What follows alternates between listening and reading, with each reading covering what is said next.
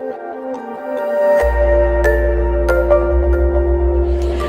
I'm standing here with the producers of One Life. I'm going to have each one of you introduce yourself individually, and then we're going to have a little chat. Hi there, I'm Iain Canning. Hey, I'm Joanna Laurie. And I'm Heeley. And what inspired you to produce this movie? Well, I actually met Nicholas Winton before he passed away, and it was a very strange meeting. Me and my producing partner, Neil Sherman, had been filming The King's Speech, and then we drove to his house in Maidenhead feeling like we were sort of top of the world, sort of, I don't know, Hollywood producers or something. And we sat down with him, and he was an incredibly humble man. He said, I think everyone in the world knows my story, and because we didn't want to tell him otherwise, we just left and thanked him very much for his time. And then his daughter later, sadly when Nicholas had passed away, had remembered that meeting, and then when she was about to publish a book, got in touch with us to see if we would be willing to produce the film. So that's how we got involved. And how do you decide what parts of his story you're going to tell and what you're not going to tell? How do you make it both happy and sad on a subject matter that is, not so positive? It's children in a Holocaust trying to get on a train and save their lives. So how do you deal with all of that when you're producing a movie?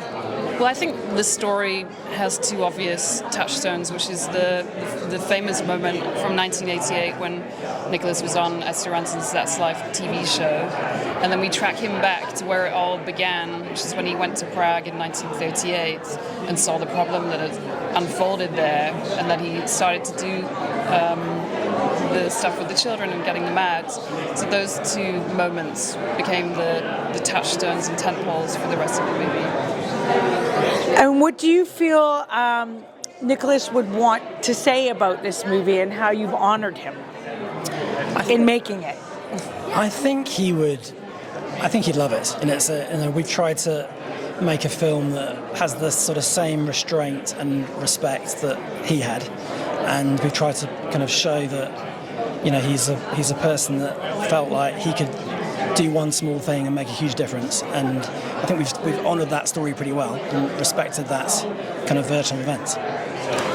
And the Kinder Train is a well-known thing. I don't know if you know this, but I know that Dr. Ruth Westheimer, she was on the Kinder Train. Ah, right. Okay, yeah. Well, I mean, this is kind of amazing, the sort of family trees that all come from the Kinder Transport. So it's magical to sort of have had the trailer go out and people start to get in touch and sort of say, my parents, even within the film business, I've had people come up and said, oh, you're making the film about Nicholas Winton and my father was on the train. So, it's thankfully it's got a wide reach now in terms of all the relatives that have come from those journeys. Well, it's a wonderful thing, this movie. I'm so glad you made it.